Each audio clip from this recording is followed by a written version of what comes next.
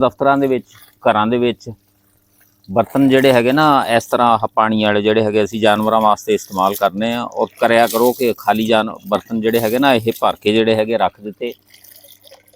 ਜ਼ਿਆਦਾ ਤੋਂ ਜ਼ਿਆਦਾ 1 ਲੋਟਾ ਪਾਣੀ ਦੇ ਵਿੱਚ ਪੈਂਦਾ ਇਹਦੇ। ਸਵੇਰ ਨੂੰ ਉੱਠ ਕੇ ਜਿਹੜਾ ਹੈਗਾ ਨਮਾਜ਼ ਨੂੰ ਪੜ੍ਹਨ ਤੋਂ ਬਾਅਦ ਜਿਹੜਾ ਹੈਗਾ 1 ਲੋਟਾ ਪਾਣੀ ਦਾ ਪਾਤਾ, ਥੋੜ੍ਹੇ ਬਹੁਤੇ ਚੌਲ ਦਾਲ ਕੋਈ ਨਾ ਕੋਈ ਸ਼ੈ ਉੱਥੇ ਸਿੱਟਤੀ, ਅੱਲਾਹ ਤਾਲਾ ਜ਼ਾਤ ਬਰਕਤ ਪਾਉਂਦੀ।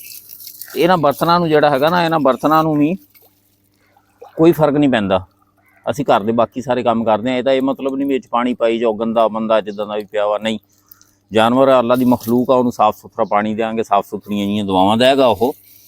ਇਸ ਤਰ੍ਹਾਂ ਕੋਈ ਘਾਹ ਕੂ ਲੈ ਲਓ, ਕੋਈ ਸ਼ੈ ਜਿਹੜੀ ਹੈਗੀ ਆ ਘਰਾਂ ਦੇ ਵਿੱਚ। ਚਲੋ ਜੀ ਸ਼ਹਿਰਾਂ ਦੇ ਵਿੱਚ ਘਾਹ ਹੈ ਨਹੀਂ ਗਾ, ਤੇ ਕੂਚੀਆਂ ਤਾਂ ਹੈਗੀਆਂ ਨੇ ਨਾ। ਮੈਂ ਤਾਂ ਚਲੋ ਇੱਥੇ ਬੈਠਾ ਹੈਗਾ, ਇੱਥੇ ਤਾਂ ਘਾਹ ਕੂ ਹੈਗਾ। ਇਹਨਾਂ ਨੂੰ ਜਿਹੜਾ ਹੈਗਾ ਨਾ ਵਿੱਚੋਂ ਜਿਸ ਤਰ੍ਹਾਂ ਆਹ ਗੰਦਾ ਹੋਇਆ ਪਿਆ ਆਹ ਸਾਰਾ, ਇਹਨੂੰ ਤੁਸੀਂ ਜਿਹੜਾ ਹੈਗਾ ਨਾ ਇਸ ਤਰ੍ਹਾਂ ਮਲੋ ਚੰਗੀ ਤਰ੍ਹਾਂ। ਜਿਹੜਾ ਹੈਗਾ ਨਾ ਇਹਨੂੰ ਕੋਸ਼ਿਸ਼ ਕਰੋ ਵੀ ਐਨ ਜਿਹੜਾ ਹੈਗਾ ਨਾ ਸਾਫ਼ ਹੋ ਜਾਵੇ। ਜਦੋਂ ਤੁਸੀਂ ਡੇਲੀ ਦੀ ਬੁਨਿਆਦ 'ਤੇ ਕਰੋਗੇ ਨਾ ਤੇ ਫਿਰ ਇਹ ਜਿਹੜਾ ਹੈਗਾ ਨਾ ਇਹ ਸਾਫ਼ ਹੁੰਦਾ ਰਹੇਗਾ। ਤੇ ਜਦੋਂ ਤੁਸੀਂ ਕੁਝ ਥੋੜ੍ਹੇ ਦਿਨ ਪਾ ਕੇ ਕਰੋਗੇ ਫਿਰ ਇਹ ਵਿੱਚ ਹਰਿਆਈ ਜੀ ਜੰਮ ਜਾਂਦੀ ਹੈ, ਤੇ ਉਹ ਲੈਣੀ ਥੋੜ੍ਹੀ ਜਿਹੀ ਜਿਹੜੀ ਹੈਗੀ ਨਾ ਔਖੀ ਹੋ ਜਾਂਦੀ ਹੈ। ਇਹ ਆ ਵੀ ਇਹਨੂੰ ਐਨ ਸਾਫ਼ ਸੁਥਰਾ ਕਰਕੇ ਇਹਨਾਂ ਦੇ ਵਿੱਚ ਪਾਣੀ ਪਾ ਦਿਓ। ਸਾਰਾ ਦਿਨ ਜਿਹੜੇ ਹੈਗੇ ਆ ਗਰਮੀ ਦਾ ਦਿਹਾੜੇ ਹੈਗੇ ਆ, ਜਾਨਵਰ ਫਿਰਦੇ ਟੁਰਦੇ ਉੱਡਦੇ ਆਉਂਦੇ ਜਾਂਦੇ। ਬਾਜ਼ ਦਫਾ ਤੇ ਇਹਨਾਂ ਦੇ ਉੱਤੇ ਜਿਹੜੇ ਹੈਗੇ ਆ ਆਜ਼ਾਦ ਪੰਛੀ ਜਿਹੜੇ ਹੈਗੇ ਆ, ਬਾਜ਼ ਹੋ ਗਏ, ਇੱਲਾਂ ਹੋ ਗਈਆਂ, ਬਗਲੇ ਹੋ ਗਏ, ਇੱਦਾਂ ਦੀਆਂ ਛਾਵਾਂ ਵੀ ਛੱਤਾਂ ਦੇ ਪਿਆਂ ਦੇ ਉੱਤੇ ਆ ਜਾਂਦੀਆਂ। ਔਰ ਇਹਨੂੰ ਛਾਵੇਂ ਰੱਖੋ, ਠੀਕ ਹੈ ਨਾ।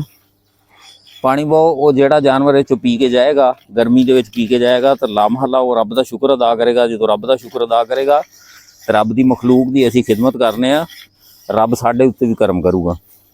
ਇਸ ਵਾਸਤੇ ਇਹ ਜਿਹੜੇ ਹੈਗੇ ਨਾ ਇਸ ਤਰ੍ਹਾਂ ਦੇ ਬਰਤਨ, ਇਹਨਾਂ ਨੂੰ ਚੰਗੀ ਤਰ੍ਹਾਂ ਸਾਫ਼ ਕਰ ਲਓ। ਕੁਛ ਨਹੀਂ ਹੁੰਦਾ ਤੁਹਾਡੇ ਹੱਥਾਂ ਨੂੰ। ਆਪ ਜਿਹੜਾ ਹੈਗਾ ਬਾਅਦ ਦੇ ਵਿੱਚ ਜਿਹੜਾ ਹੈਗਾ ਇੰਨੇ ਵੀ ਤੁਸੀਂ ਨਫੀਸ ਨਹੀਂ ਜੇ ਵੀ ਜਿਹੜਾ ਹੈਗਾ ਤੁਹਾਨੂੰ ਜਰਾਸੀਮ ਜਿਹੜੇ ਹੈਗੇ ਜਰਾਸੀਮ ਚਿੰਬੜਦੇ ਆ। ਰੱਬ ਦੀ ਮਖਲੂਕ ਦੀ ਖਿਦਮਤ ਕਰੀਏ ਨਾ ਤੇ ਕੋਈ ਜਰਾਸੀਮ ਕੋਈ ਸ਼ੈ ਬੰਦੇ ਦੇ ਲਾਗੇ ਨਹੀਂ ਆਉਂਦੀ। ਤੇ ਜੇ ਤੁਸੀਂ ਰੱਬ ਦੀ ਮਖਲੂਕ ਨੂੰ ਤੰਗ ਕਰੀਏ ਨਾ ਤੇ ਫਿਰ ਜਿਹੜਾ ਹੈਗਾ ਨਾ ਫਿਰ ਉਹਨੇ ਆਖਿਆ ਅੰਦਰ ਏਸੀਆਂ ਥੱਲੇ ਪਏ ਵੀ ਬੰਦੇ ਬਿਮਾਰ ਹੀ ਪਏ ਨੇ। ਇਸ ਵਾਸਤੇ ਜਿਹੜਾ ਹੈਗਾ ਮੇਰੀ ਗੱਲ ਦਾ ਬੁਰਾ ਨਾ ਮਹਿਸੂਸ ਕਰਿਆ ਜੇ। ਤੈਨੂੰ ਇਸ ਤਰ੍ਹਾਂ ਕਰਕੇ, ਠੀਕ ਹੈ ਨਾ, ਇਹਨੂੰ ਸੋਹਣੀ ਤਰ੍ਹਾਂ ਜਿਹੜਾ ਹੈਗਾ ਸਾਫ਼ ਕਰਕੇ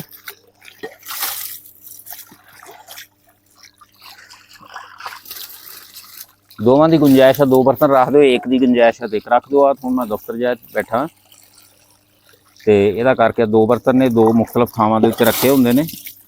ਔਰ ਇੱਥੋਂ ਆਣ ਕੇ ਜਾਨਵਰ ਪਾਣੀ ਪੀਂਦੇ ਨੇ, ਦਵਾਵਾਂ ਦਿੰਦੇ ਨੇ। ਅੱਲਾ ਤੁਹਾਨੂੰ ਆਬਾਦ ਰੱਖੇ, ਹੱਸਦੇ ਵਸਦੇ ਰਹੋ। ਮੇਰੀ ਵੀਡੀਓ ਚੰਗੀ ਲੱਗੇ ਤਾਂ ਅੱਗੇ ਲੋਕਾਂ ਨੂੰ ਸ਼ੇਅਰ ਕਰ ਦਿਆ ਜੇ।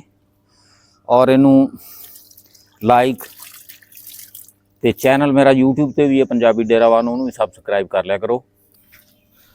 ਲਓ ਜੀ, ਇਸ ਤਰ੍ਹਾਂ 2 ਕੂੰਡੇ ਪਾਣੀ ਦੇ ਤਿਆਰ ਹੋ ਗਏ। ਔਰ ਰੱਬ ਦੀ ਮਖਲੂਕ ਪੀਵੇਗੀ, ਦੁਆਵਾਂ ਦੇਗੀ, ਵਕਤ ਜਾਗ ਜਾਣਗੇ। ਅੱਲਾ ਹਾਫਿਜ਼।